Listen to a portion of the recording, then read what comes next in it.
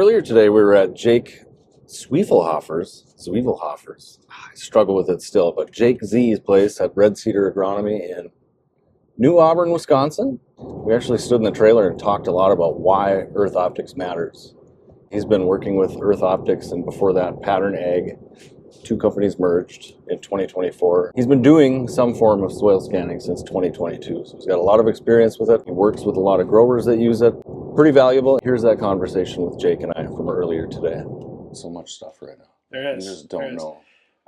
One of my favorite things to tell people about when it comes to Earth Optics is that it's a living database, right? They're pulling all the DNA evidence in that sample that they can, right? And they're archiving it.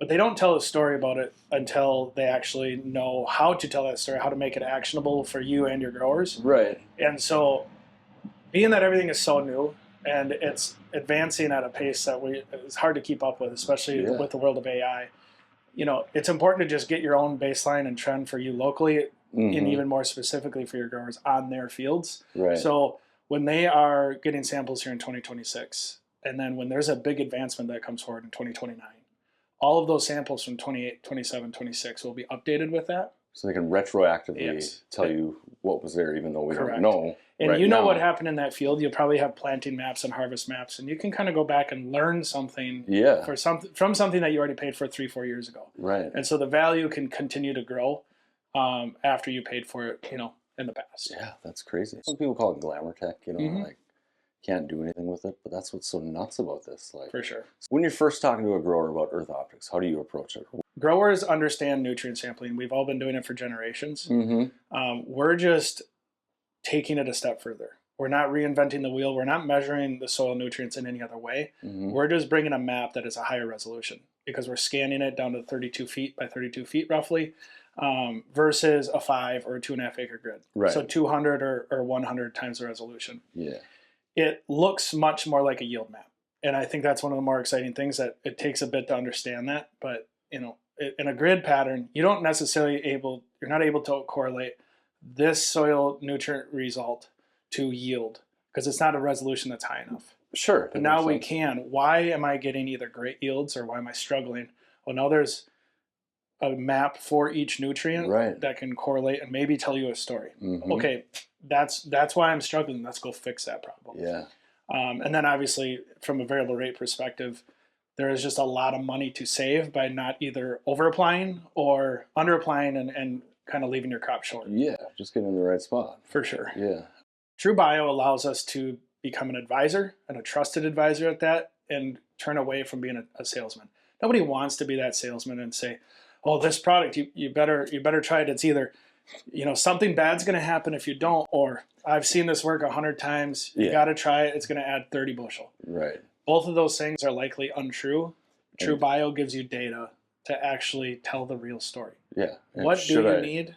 Should I be using this product? Yeah. Yeah. And what don't you need? Right. If you don't need it, like as a salesperson, as a trusted advisor, I'm going to be happy that when we go, hey, you don't need it. Let's go find the next lowest hanging fruit, whether it's traits or corn rootworm, a variety change for brown stem rot, for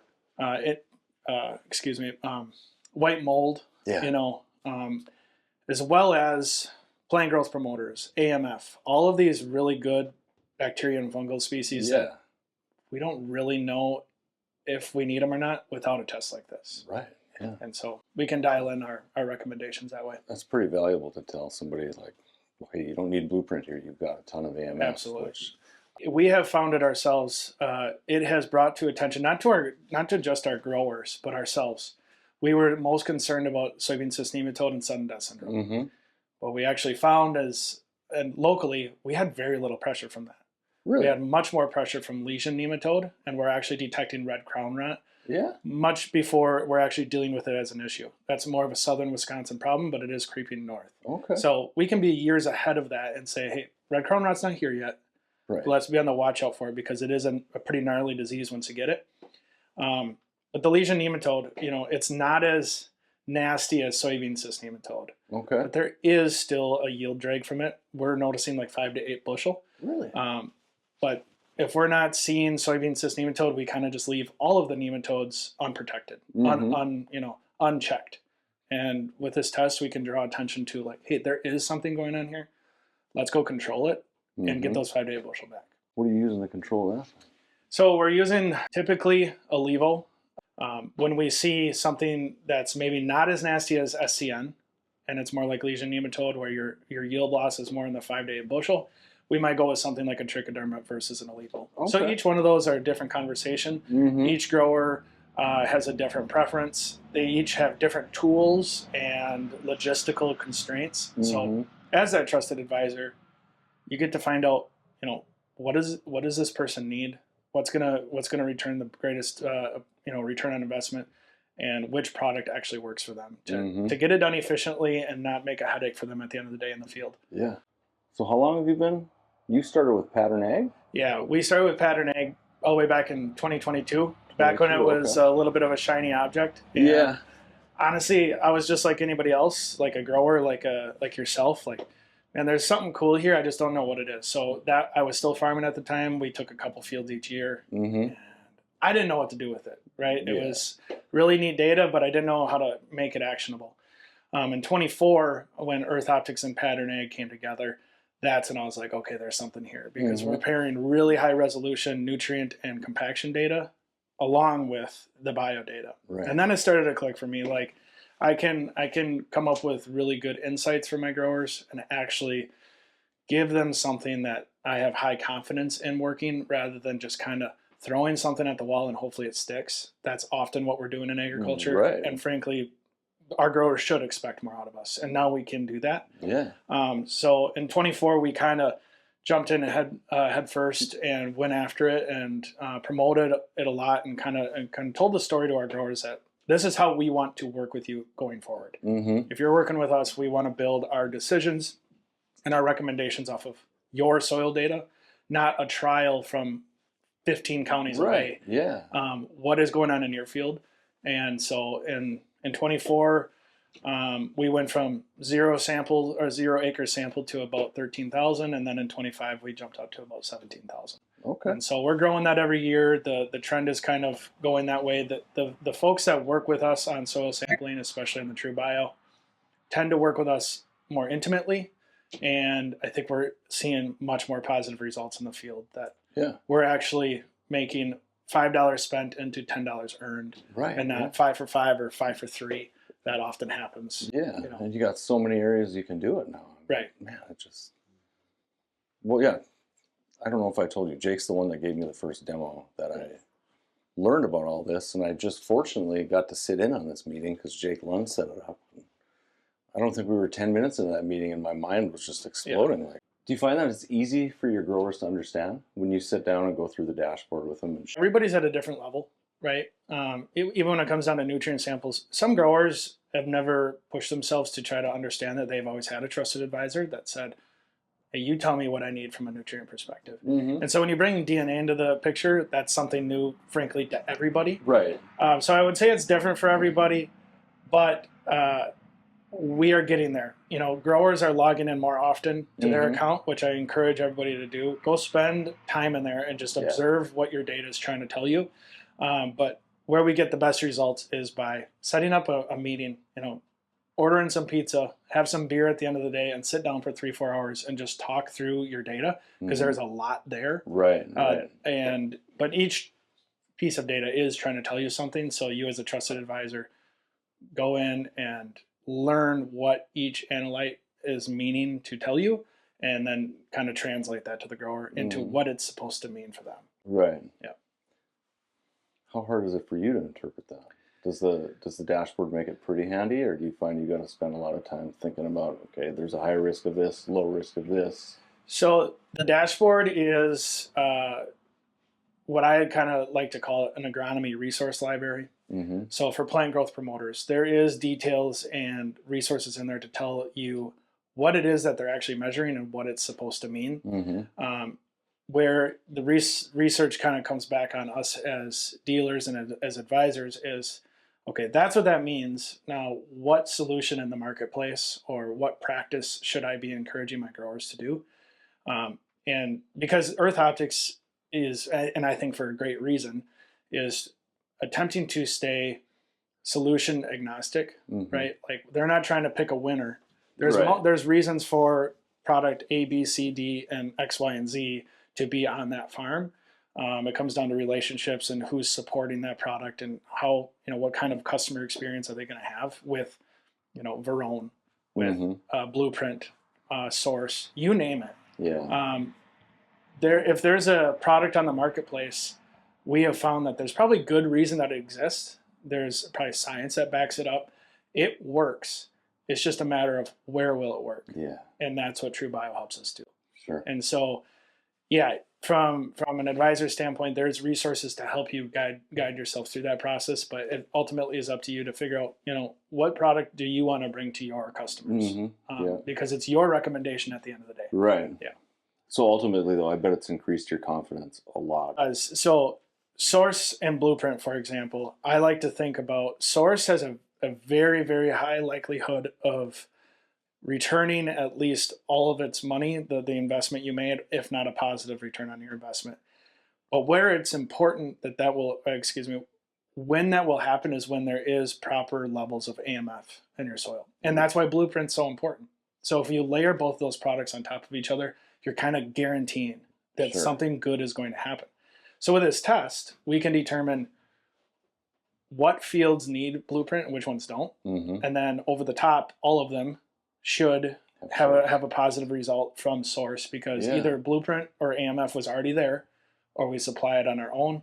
And all of a sudden, we're saving $10, $12 an acre for that grower when they don't need it. But having confidence in that product on every single acre that we're going to have a positive experience. And now I can sleep a little bit better at night knowing I'm not just pushing something on somebody because I got to hit a certain number. I'm there to help them. Yeah. Because at the end of the day, we are guessing. So in a lot of ways, you set yourself up for failure because you're guessing. But now you can actually tailor that. And you are also measuring nitrogen producing bacteria as well as phosphorus solubilizing bacteria. So depending on where those metrics come back, just kind of increases your likelihood that you're going to have a positive experience. Or, maybe you have a field and you go, hey, I'm not going to put Source out here because of reason X, Y, and Z. And I'm going to reinvest that in a plant growth promoter. I'm going to reinvest that into a fungicide because I do have really high tar spot. Whatever it might be. It's about, there is only so many dollars that we can all spend on a crop. So we better make sure where we're spending it in the right place is going to do something positive. Or are you using what you find in the TruNutrient sample, or you maybe a specific nutrient to make the math? There is still a lot of flat rate that goes around here. That's a cultural practice we're attempting to change with TruNutrient. It's interesting. We often find that our lowest testing areas of the field, especially for phosphorus and potassium, are our highest yielding. I've heard that. And it's because, our yield is not flat rate. But our fertilizer has been for generations now. And so does that mean that, we should aim for lower levels of potassium and phosphorus? No, it means that something else in that soil is allowing for it to be really high producing. But what could it do if we bring it to the proper levels? And so we're building, our scripts for both seeding as well as fertilizer off of TruNutrient and within the Earth Optics dashboard. But even if they're not ready for that, the grower's not ready for that, and they just want to do a flat rate, we can still come up with the rate that makes sense based on the whole field, the highs and the lows, rather than just the average across the whole thing. Because that high resolution, it still allows us to kind of see in a little bit better and say, 150 pounds of potash here makes a lot more sense than 100. It's still simple, but we can still nudge the program one way or another and make the dollars go further. Okay. So you guys have a lot of flat rate around. You got hills. We don't have anything like that. It's flat for 30 miles on either side of the river. That's pretty flat for us too. So. That's all I think about when I drive through here is all the hills. Like, God, there must be so much variability in this ground. Well, there is, and it's glacial till, so it changes fast. And we do have a lot of irrigation, so there's a lot of different yield potentials in and outside of that.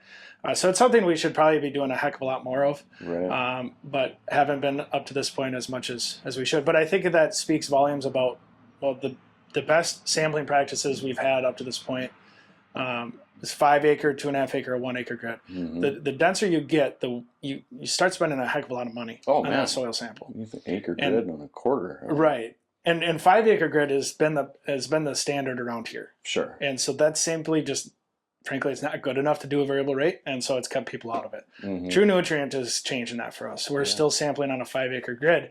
That scanner with the ground owl brings it to 200 times that resolution. Yeah. And we noticed the differences. We had a field where it was 13 contour strips for a generation and a half. The grower pulled those out and put it all into one field. And he always knew that there was yield differences based on where those contour strips were in the past. And as soon as we were able to get a TruNutrient scanner out there, a sample, we could pick up those contour strips from 3-4 years ago right to the line.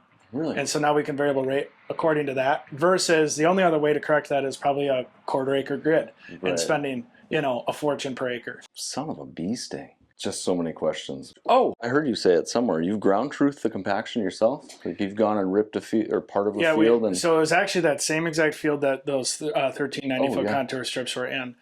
We knew there was compaction out there. We didn't really need to test for it, but what we did do is rip in patterns. And so right at the next day, we went out there and scanned with the ground owl, and then use the ADCP to actually measure the compaction for every inch down to 18 inches. And we were able to pick that up where there was compaction, where there still is compaction, and where there is no longer compaction because of that ripper. Yeah. Another really good example of how we utilize that test, we have a couple growers that are kind of on a ripping rotation. So every 4 years, that piece of dirt is going to have an inline ripper go through it. Sure. And we did TruTill on 100% of their ground just to kind of see where their baseline was. And you could see the level of compaction start to creep back up as soon as they got to year 3 and 4. Really? And then they brought it back to base. And so more than anything, I think we learned for our no-till acres around here that we're having no-till that we frankly should be on a ripping rotation. There is yield being lost to it. When you're not measuring something, you're not going to manage it. Right. And that's what we've learned to do. If we're measuring it, whether it's TruTill, TruBio, or TruNutrient, we then have the ability to manage it. Do you do a lot of variable rate tillage then? There's not a lot of that equipment around that has been able to take advantage of a true variable rate tillage, like TruSet or something like that.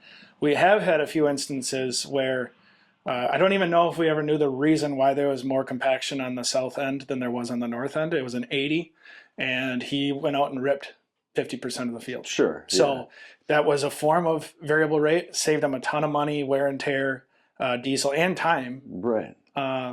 And left that part of the field alone because, frankly, it was good enough. Yeah. Yeah, that's what I was thinking. Even if you didn't have the technology to run it through your screen, you could still load a map on a guy's screen, or even give him a hand-printed map and say, here, just go till this. Yeah.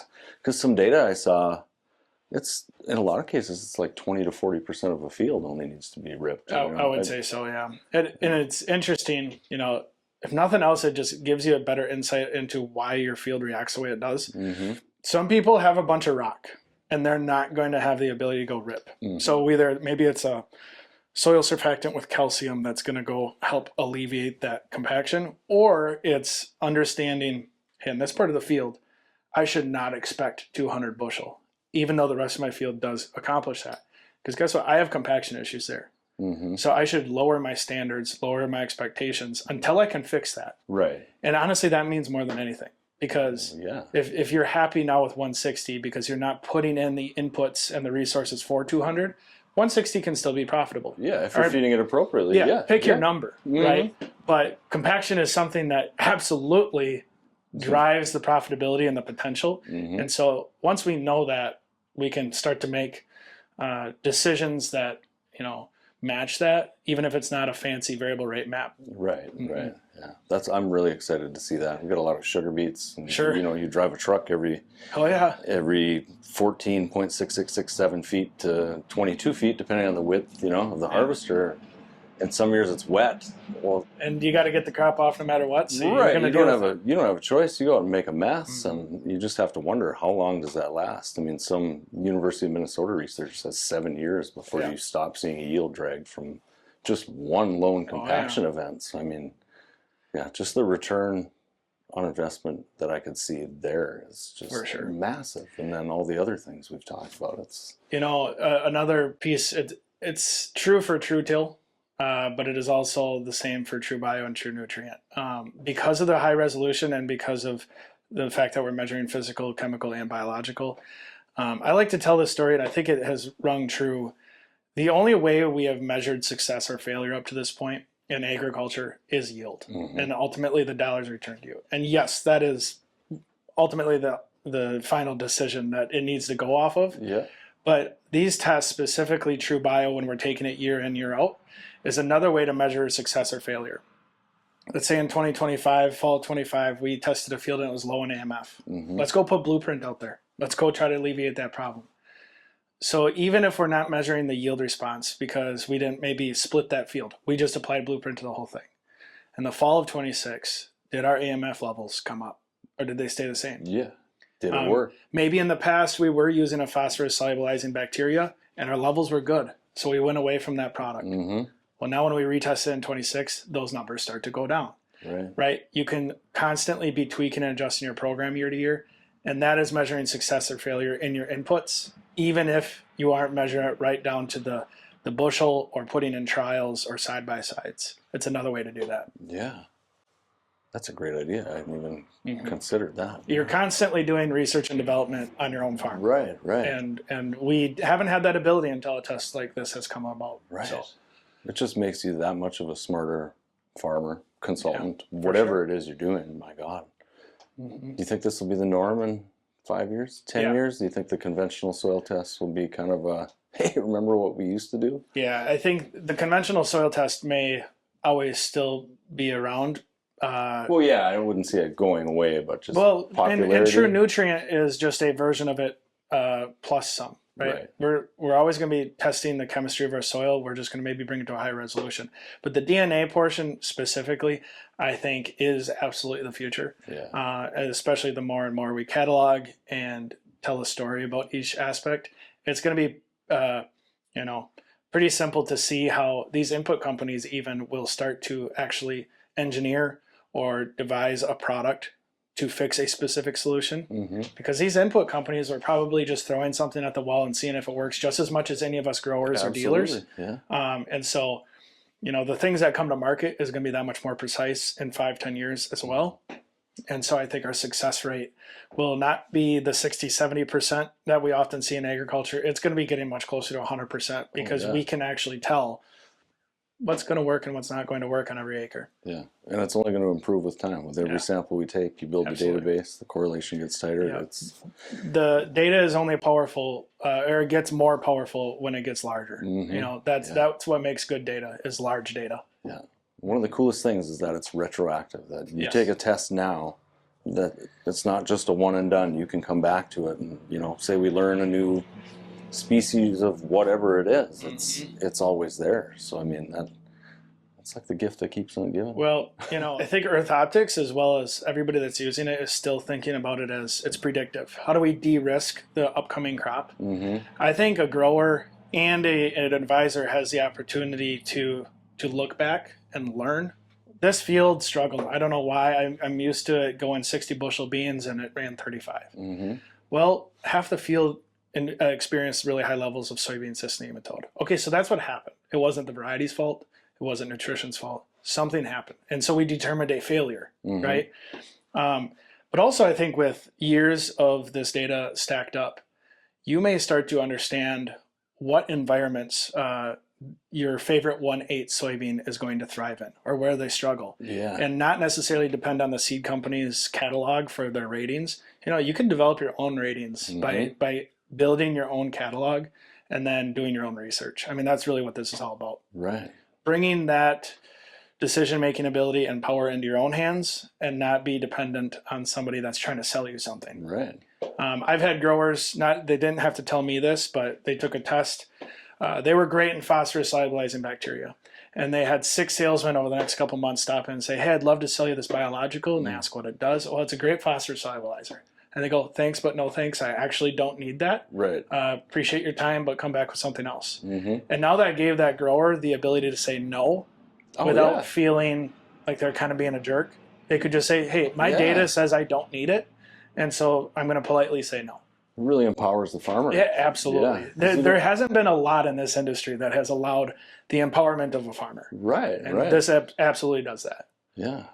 And to be able to say no, you know, for not just for the reason that you're bugging me, quit stopping here, you know, because every farmer's got 800 salesmen approaching them all the time. And, you know, they can return and say, hey, I don't need that phosphorus solubilizer, but I do need a plant growth promoter. Yeah. Maybe you have one of those. Yeah. Come to me with that price, and I'll decide which one I actually want to go with. Mm-hmm. You know, no one likes to say no to anybody because everybody knows they're just trying their best. But this gives them the ability to kind of do that. Yeah. Mm-hmm. Man, it's an exciting time in this business, isn't it? For sure it is. We're on the cusp of a lot of change. Yes. And we get to be a part of it. Yeah, it's exciting to be at the front of it too, to bring this. I'm excited to bring this to my area, man. Mm-hmm. This is, well, I get excited about a lot of stuff. This one's right up there. Yes. So, but yeah. Well, Jake, thanks for your time. Yeah, thank you. Appreciate all the info. You're a wealth of knowledge with Earth Optics. Jake Z. Zwiefelhofer. Yeah, you nailed it. I got a name that nobody can pronounce. I practiced a long time. Thank you, Adam. Thanks, man. With that, I just want to say thank you for watching. I'm Adam with TruGrid Agronomy. As always, follow the data, not dogma. Much more to come. Let you ride along with me next week in Olivia. We're going to figure out how to actually run the damn thing. Want to see how that goes? Follow along.